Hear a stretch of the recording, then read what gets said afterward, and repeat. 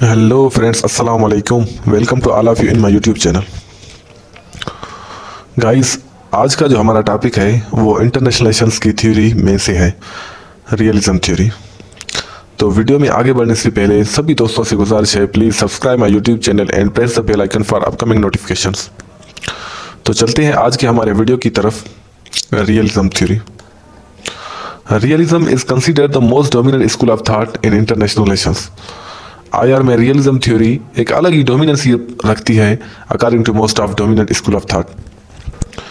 Realism is a theory that claims to explain the reality of international politics. ये theory international relations की reality को explain करती है। It emphasizes the constraints on politics that result from humankind's egoistic nature and the absence of a central authority above the state.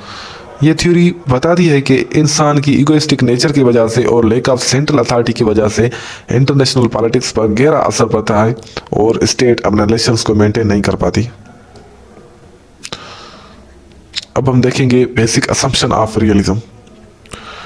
Human nature is selfish, ग्रेडी and imperfect. इनका मानना है कि इंसान की जो नेचर है वो सेल्फिश है, ग्रेडी है और कभी कभी इम्परफेक्ट है, क्योंकि वो बदलती रहती है, जिसकी वजह से कन्फ्लिक्ट अराइज होते हैं। The most important factor in the realism is the state. Realism में इंपॉर्टेंट फैक्टर स्टेट को ही समझा जाता है। There is no higher authority and an anarchic world system of self help. Relations realist का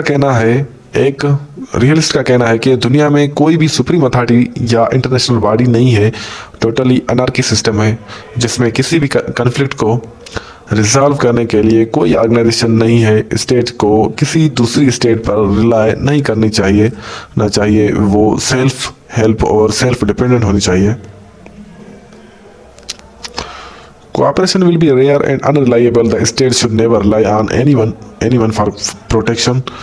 Human beings, in order to achieve self-interest, do not hesitate to destroy others when and where he gets an opportunity. Simply zero-sum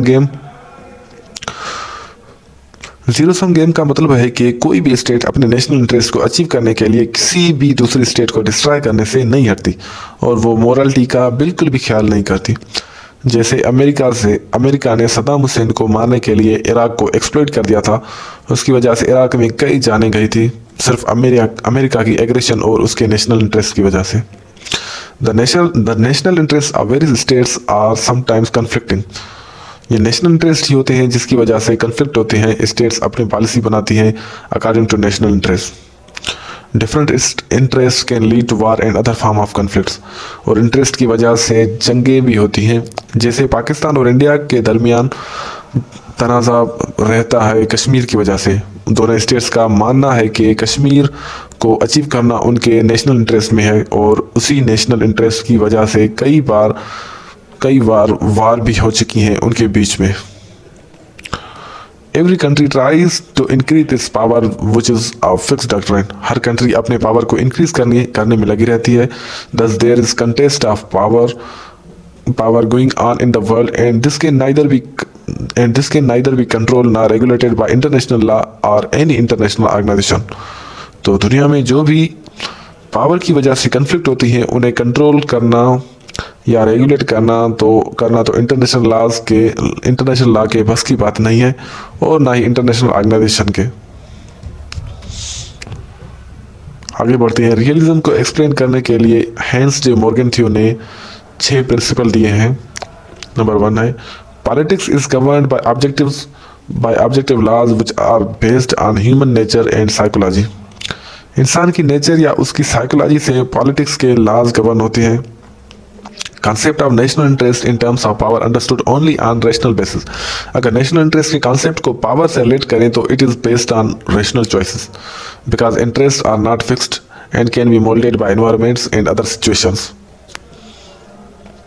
number 4 है, universal moral principles can not be applied to states actions and these must be modified according to their circumstances of time and place. किसी भी state के action में universal moral principal apply नहीं होते। According to the situation of time and place they are being modified. Morgenthau does not find any identity between the moral aspirations of a nation and the moral law that governs the universe and asserts that political actors pursue their national interest. मॉर्गेंथियो का कहना है कि उसने Nations के बीच moral aspirations और moral identity और उसको moral identity की नहीं मिली जिससे ये यूनिवर्स चलती हो, और कैसे पॉलिटिकल एक्टर्स अपने सेल्फ इंटरेस्ट को परस्यू करते हैं. The political sphere is as autonomous as the spheres of the economist, the lawyer, or the moralist. Realist approach to world politics.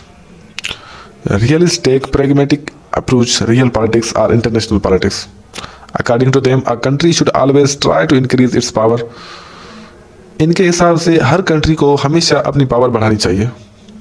And practice balance of power politics. This means that the international system should be structured in such a way that there is an equilibrium of power so that the country can dominate the system. और balance of power की practice करनी चाहिए, जिसका मतलब है कि international system एक ऐसी तरह स्ट्रक्चर हो जिसमें पावर कंट्रीज के बीच में बराबर हो और कंट्री उस सिस्टम में डोमिनेंट हो. अब हम देखते हैं कि रियलिज्म थ्योरी के मेरिट्स क्या हैं या उसके सपोर्टर्स क्या हैं, कौन से हैं. First, it is supported by historical fact. History shows that after the emergence of the nation-state system, every country tried to increase its power. अगर हिस्ट्री को देखें तो जब से नेशन स्टेट सिस्टम की इमर्जेंस हुई है तब से स्टेट ने पावर को इंक्रीज करने की ही कोशिश की है. हम देखते हैं कि जब भी नेशनल इंटरेस्ट की वजह से कोई भी कंफ्लिक्ट हुआ है तो उसी कंट्री ने ही डोमिनेंसी पाई है जो उससे पावरफुल थी, जो दूसरी स्टेट से पावरफुल थी.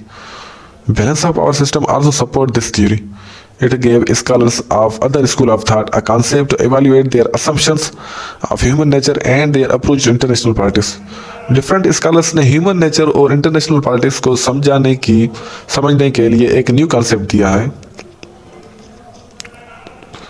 अब हम देखते हैं criticism on realism theory.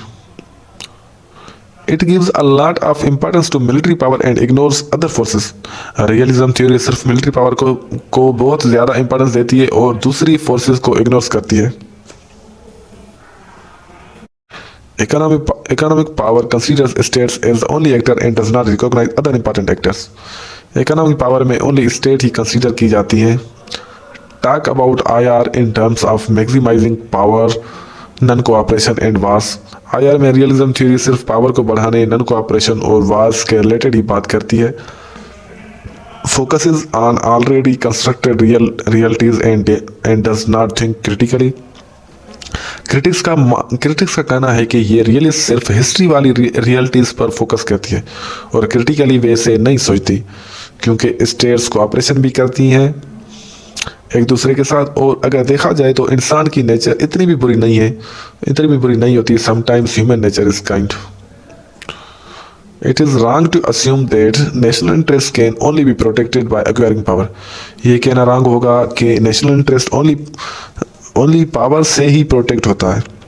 On the contrary, the international system after World War II suggests that the interests of the states can be safeguarded through cooperation, understanding, and by the mature relations.